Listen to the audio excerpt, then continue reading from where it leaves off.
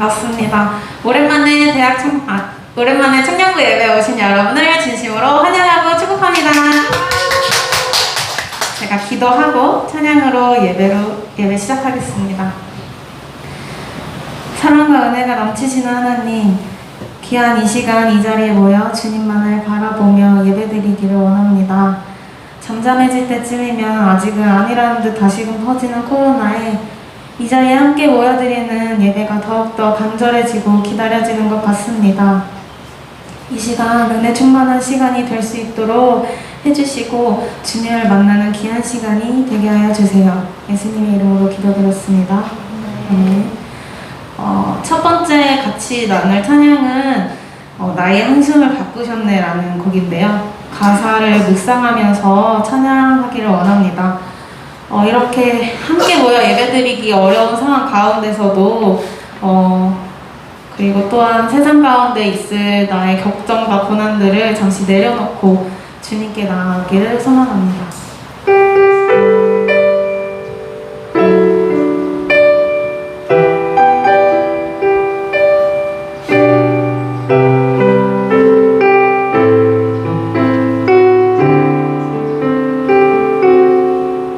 고달픈 삶의 은혜도 무뎌지고 그 사라진 곳에 내 맘 전해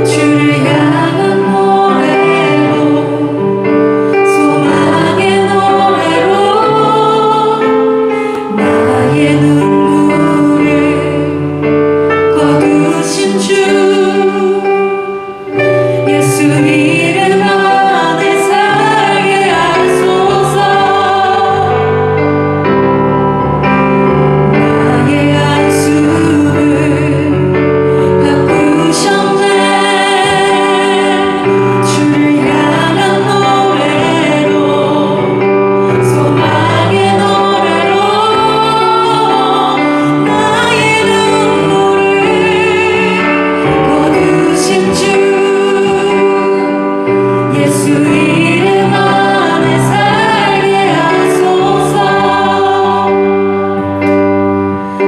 예수 이름 안에 살게 하소서. 예수 이름 안에 살게 하소서.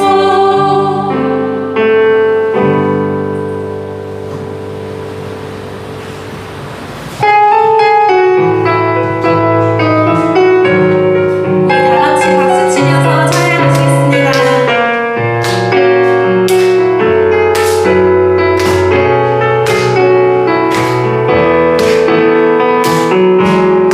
내게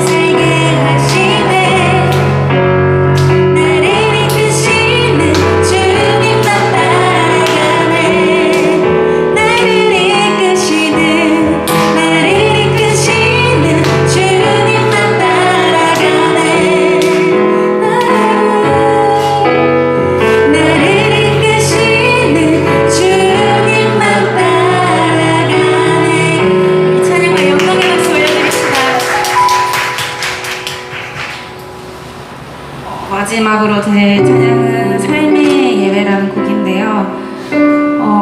우리 예배가 형식적인 예배가 아니라 내 삶을 온전히 드릴 수 있는 예배가 되길 소망합니다. 다 같이 찬양하시겠습니다.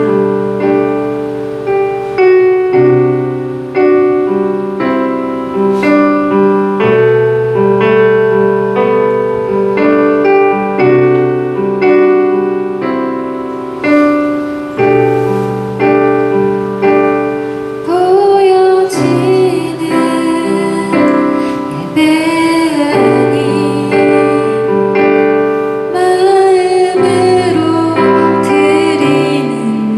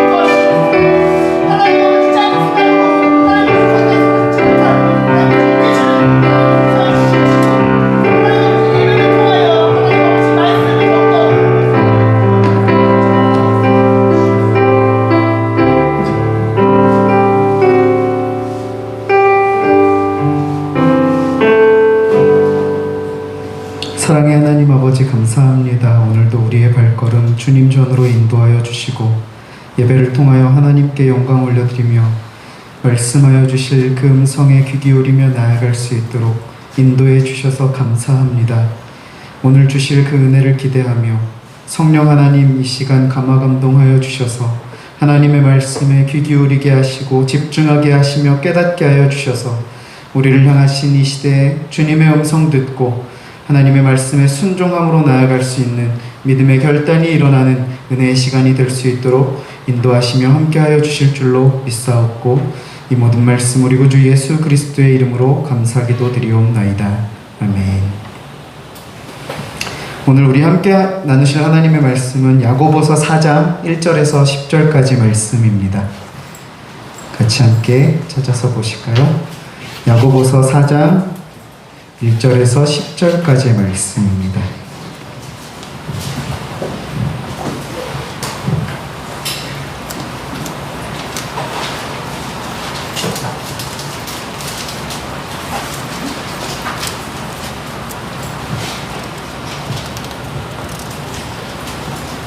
야고보서 4장 1절에서 10절까지 말씀 다 찾으셨으면 제가 봉독할 때에 눈으로 같이 따라서 읽어주시면 감사하겠습니다.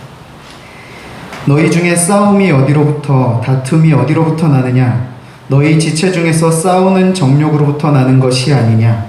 너희는 욕심을 내어도 얻지 못하여 살인하며 시기하여도 능히 취하지 못함으로 다투고 싸우는도다. 너희가 얻지 못함은 구하지 아니하기 때문이요 구하여도 받지 못함은 정욕으로 쓰려고 잘못 구하기 때문이라. 간음한 여인들아, 세상과 벗된 것이 하나님과 원수됨을 알지 못하느냐? 그런즉 누구든지 세상과 벗이 되고자 하는 자는 스스로 하나님과 원수되는 것이니라.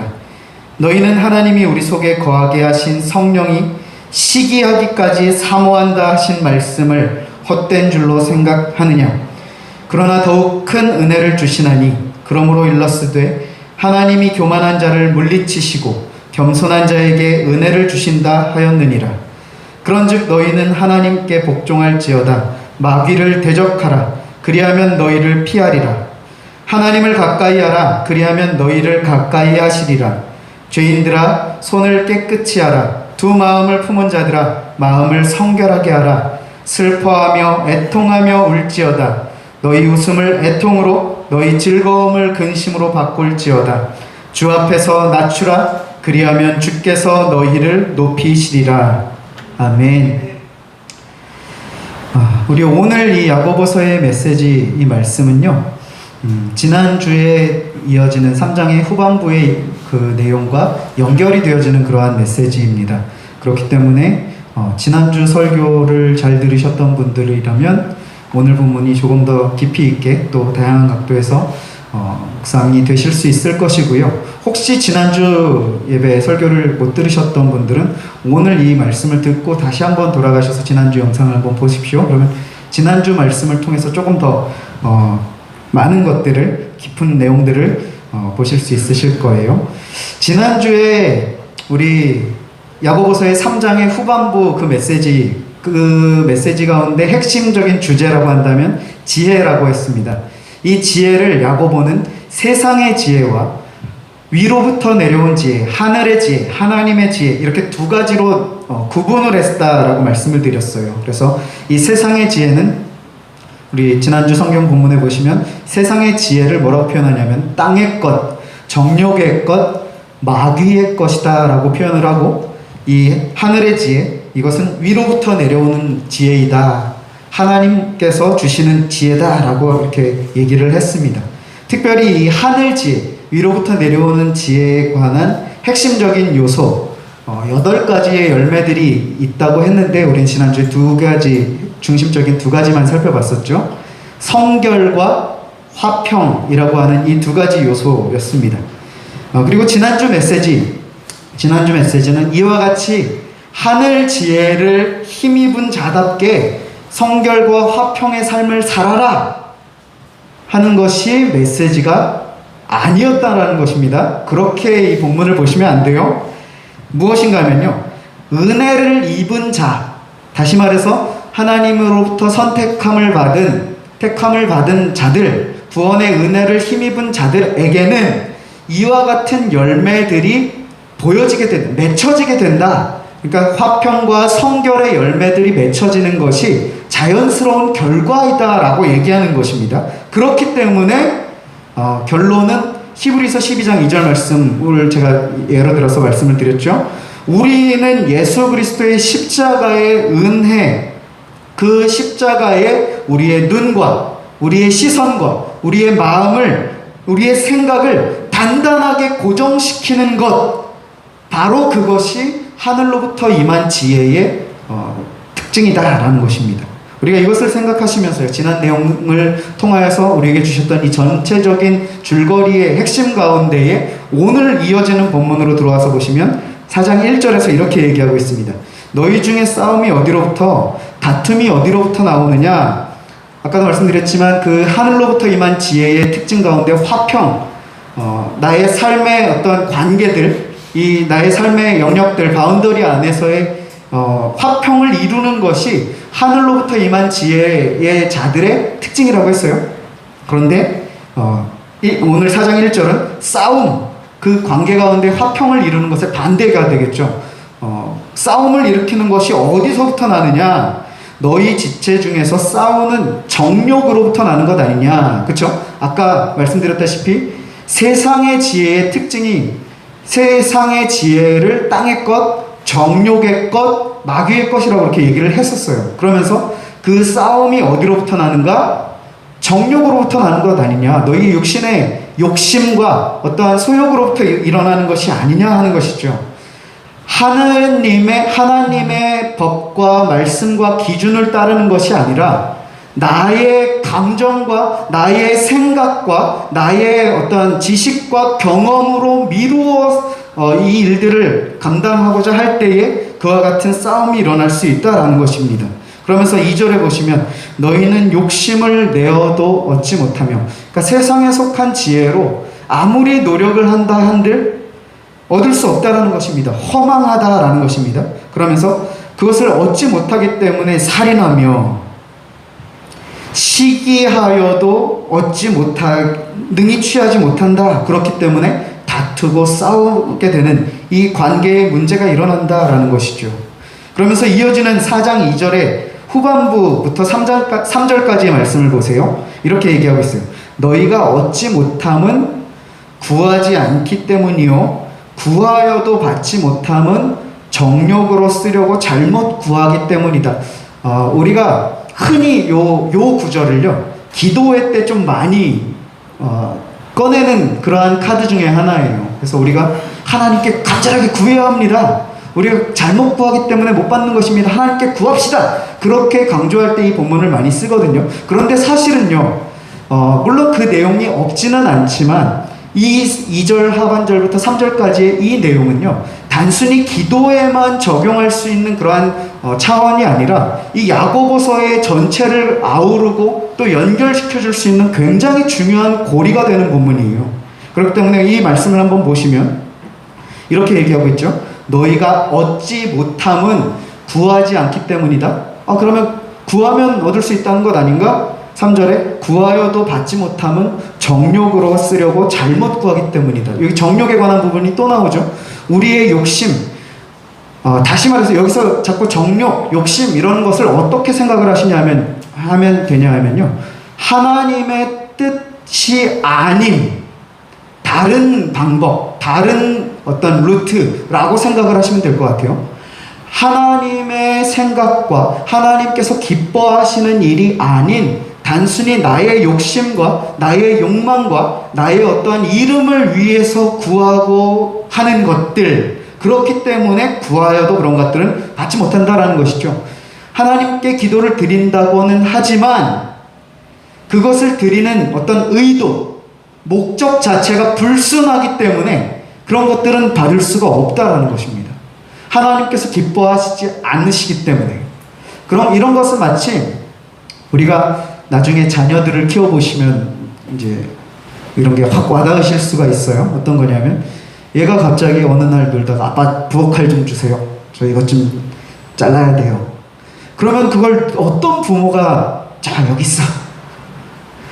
아빠 저 친구들하고 칼싸움 해야 되는데 회 뜨는 칼 좀 주십시오. 알았어 구해줄게. 그럴 부모가 어디 있겠냐는 거예요. 그쵸? 당연히 그것이 그 아이에게 그 아이가 간절하게 구한다고 하지만 그 아이에겐 그것을 주면 오히려 독이 될 수 있기 때문에 주지 않는다라는 것이죠. 의도 자체가 불순하고 잘못된 구함은 이루어질 수가 없다라는 것입니다. 하나님께서 우리를 사랑하시기 때문에.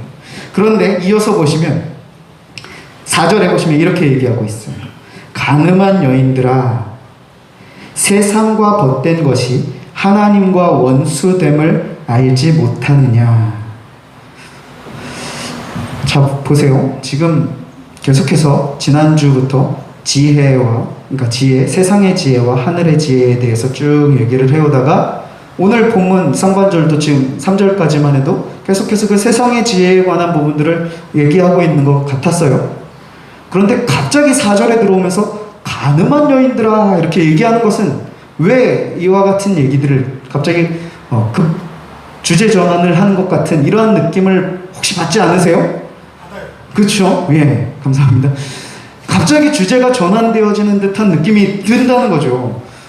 그 지혜에 관해서 이렇게 쭉 얘기를 해오다가 갑자기 간음한 여인들아 하면서 전혀 다른 주제를 얘기하는 것 같은데 사실은 이것을 이 4절 말씀을 이어지는 내용에서 조금 더 구체적으로 설명하기 위함이다 라고 보시면 이해가 조금 더 되실 수 있어요. 무엇인가 하면 간음했다라는 게 무엇입니까?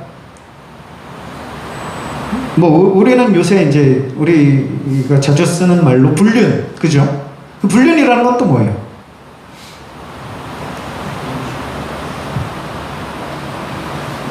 요것은 물론 연인 관계에서도 이제 바람피고 이런 사람들이 있긴 하죠. 근데 그것보다 조금 더 깊은 관계, 그러니까 결혼한 부부 간의 관계를 보시면 조금 더 이해가 쉬우세요. 뭐냐면 부부는 무엇입니까? 공식적으로, 법적으로 또한 모든 사람들 앞에서 언약한 사이라는 거예요. 언약했다라는 게 어떤 건지 아세요? 약속했다라는 거예요. 나는 이 사람만 사랑하겠습니다. 또 저쪽은 저 사람만 사랑하겠습니다. 이것을 약속한 사이라는 것이죠. 그런데 여기서 또 한 가지 조금 살펴볼 것이 사랑이라고 하는 것에 대한 특징이에요. 사랑에는 어떠한 특징이 있는가 하면요, 전부를 준다라는 의미, 모든 것을 다 건다라는 의미. 90% 사랑하고 10%는 좀 나의 어떠한 공간을 마련해 놓고, 예를 들어서 A라고 하는 사람이 B라고 하는 사람과 결혼해서 B를 90 사랑해요. 그러면서 다 사랑한다라고 얘기해요. 그리고 나머지 10은 C에게 또 이렇게 나눠주는 거예요. 그것은 사랑이 아니라는 것이죠. 100% 다 주는 거예요. 그런데 하나님께서 우리를 사랑하셨다라고 합니다. 그렇죠? 예. 하나님은 우리를 정말 사랑하셨습니까? 사랑하셨죠. 독생자 아들까지도 아끼지 않으시고 내어주실 정도로 우리를 완전히 100% 사랑하셨어요. 그런데 그렇다면 하나님과 우리와의 이 사랑의 관계가 성립되려면 어떻게 해야 합니까?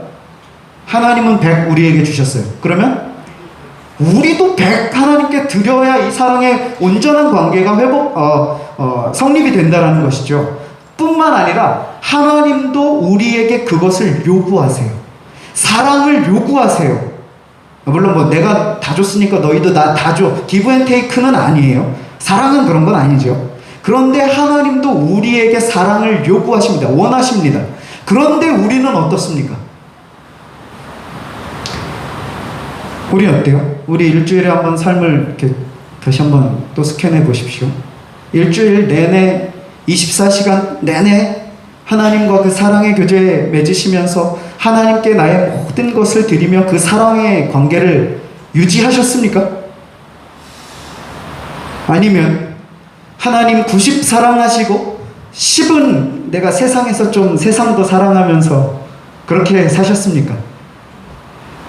사실 뭐 90대 10만 해도 굉장한 거예요. 그렇죠?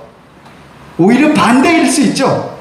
하나님 10 사랑하고 나머지 일주일 동안 90 세상 사랑하거나, 어떻게 보면 우리에게 이것도 굉장한 신앙이 되어진 시기는 아닐지 모르겠어요.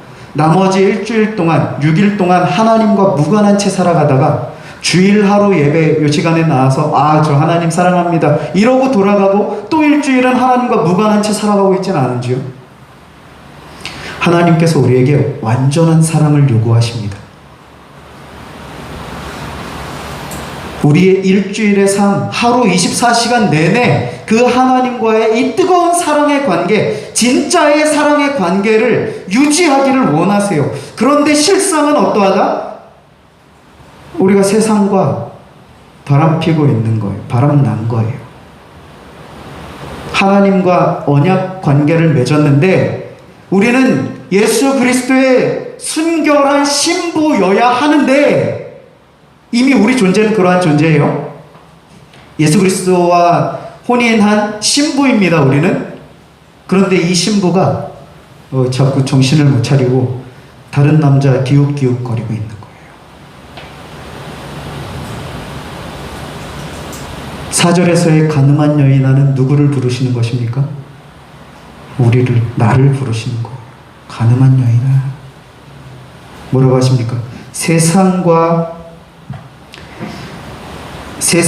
벗된 것이 하나님과 원수됨을 알지 못하냐. 우리 일주일 동안 세상과 벗하고 사셨습니까? 그 세상과 벗하며 사신 모든 시간이 하나님과 원수된 채 살아갔던 시간이라면요, 신랑 대신 예수 그리스도를 무시하고 외면하고 기억조차 하지 않고 외간 남자와 즐거운 시간들을 많이 보내셨습니까? 그런즉 누구든지 세상과 벗이 되고자 하는 자는 스스로 하나님과 원수되는 것이니라. 누구든지 세상과 벗이 되고자 하는 자, 이제는요, 되고자 하는 자, 그러니까 바람을 피려고 하는 자, 신랑 대신 예수 그리스도를 떠나서 몰래 세상과 짝하려는 시도를 하는 자, 그러한 자들은 스스로 하나님과 원수되는 것이다 라고 얘기하고 있어요. 그러면서 5절 말씀을 또 보십시오. 너희는 하나님이 우리 속에 거하게 하신 성령이 시기하기까지 사모한다 하신 말씀을 헛된 줄로 생각하느냐? 자, 이게 5절 말씀이 어떠한 의미인지 이해가 가십니까? 자, 하나님께서 우리에게 우리 안에 무엇을 주셨어요? 성령 하나님을 내주게 하셨어요.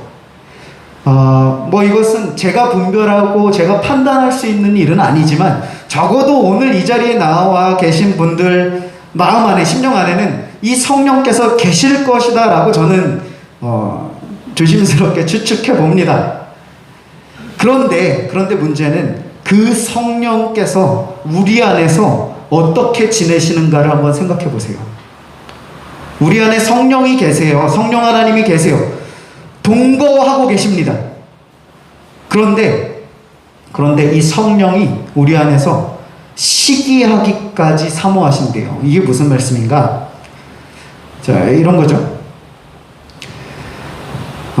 우리가 길을 가다가, 제가 이제 운전을 하고 가다가 신호대기에 걸렸어요. 신호대기에 걸려서 이렇게 서 있는데, 건널목에 이제 한편에, 저쪽 편에 연인이 둘이 이제 서 있는 거예요. 근데 보행 신호가 됐는데도 이 친구들이 안 건너고 있는 거예요. 왜 안 건너고 있겠습니까? 예, 둘이서 이제 거기가 실내인지 잘 분간이 못하는 친구들인가 봐요. 그래서 이제 서로 막 부둥켜 안고 이제 애정 행각을 보이는 거죠. 그런 모습을 보면서 그냥 젊은 친구들이 그렇게 하니까 이쁘다, 그렇게 할 수 있어요. 그러고 그냥 저는 지나갑니다. 왜요? 저랑 그 친구들하고는 별로 상관이 없으니까. 그런데 만약에 거기에 있는 자매가 내가 모르는 사람이 아니라 나와 결혼한 사람이 내가 아닌 다른 남자와 그러고 있으면서 신호를 안 건너고 있다면 어떠시겠어요?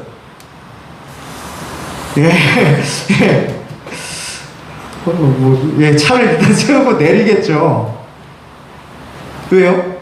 내가 사랑하는 사람인데. 내가 사랑하는 사람이 다른 존재와 그러고 있는 것을 보고 그럴 수도 있지 하고 넘어갈 사람이 누가 있겠냐는 거예요. 성령께서요, 우리 안에 계시면서요, 우리가 일주일 동안 살아가면서 세상과 버타며 살아가는 그것을 목격하고 계시다는 거예요. 시기하실 정도로 우리를 사랑하신다는 거예요. 성령께서 내 안에 계시다는 것을 우리는 자꾸 잊지 마세요.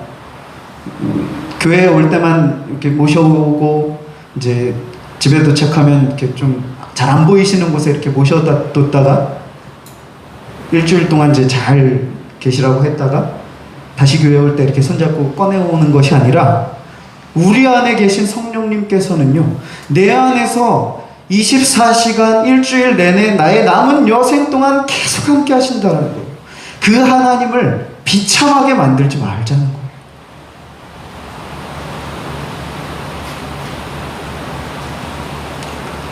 성령께서 물론 뭐 이제 우리 드라마나 뭐 이런 영화 같은 거 보면 요새 막장 드라마 뭐 이런 거 많잖아요. 얼마 전에도 부부의 그거 그런 것들을 보면 물론 뭐 몰래 그러니까 배우자 몰래 불륜을 외도를 하는 경우도 있죠. 그런데 우리의 케이스는요, 목격하는 거예요. 우리 안에 계신 성령께서요, 우리의 불륜의 현장을, 외도의 현장을 목격하고 계시다는 거예요. 얼마나 비참하겠습니까? 우리 하나님 그와 같은 자리에 계시지 않게 해드려야 하지 않겠어요?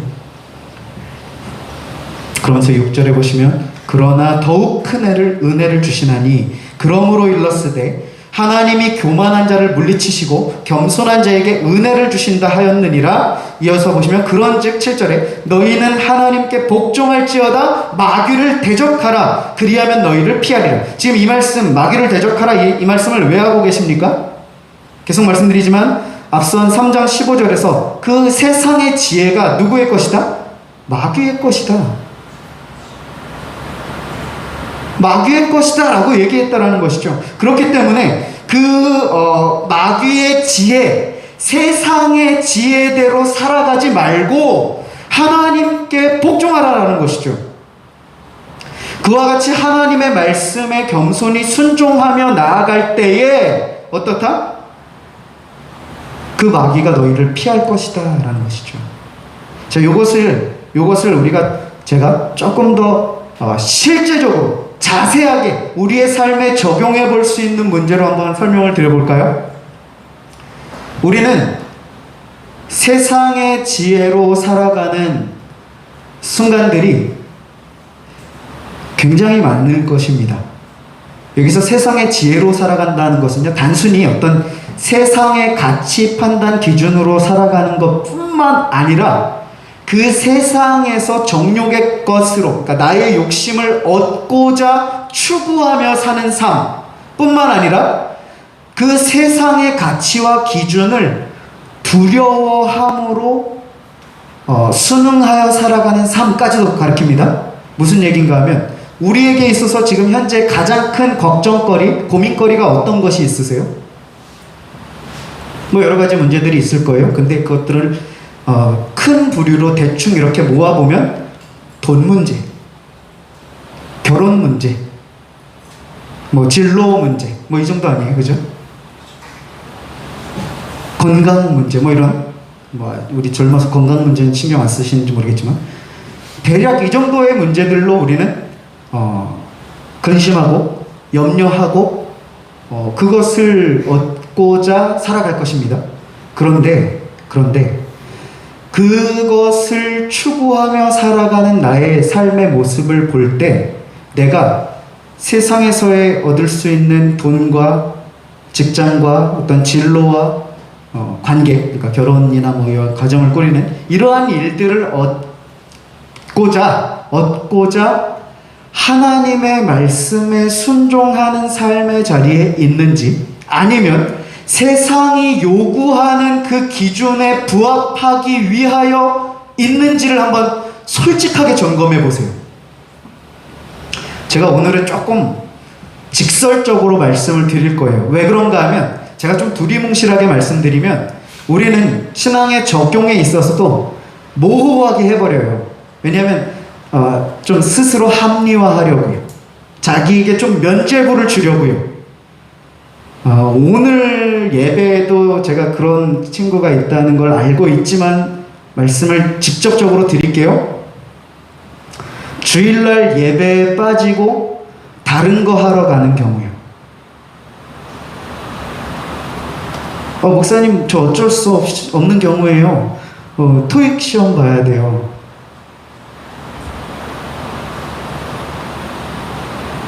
이건 어쩔 수 없어요. 그죠? 어쩔 수 없지 않아요. 그거 세상과 타협하는 겁니다. 제가 오늘 직설적으로 좀 강하게 말씀드린다 그랬어요. 왜냐하면 우리의 기준을 조금 강하게 잡아야 돼요. 안 그러면 우리는 자꾸 자신을 합리화해서 세상과 버타는 자리로 나도 모르게 나를 이끌어 간다라는 거예요. 뭐 지금까지 그랬다, 그리고 오늘도 그러고 있다, 그거 잘못됐다 정죄하고자 함이 아니라 앞으로 나의 삶을 하나님의 말씀 앞에서 좀 강하게 점검해보고 드라이브하자는 거예요. 세상과 우리 얼마나 타협하는지 몰라요.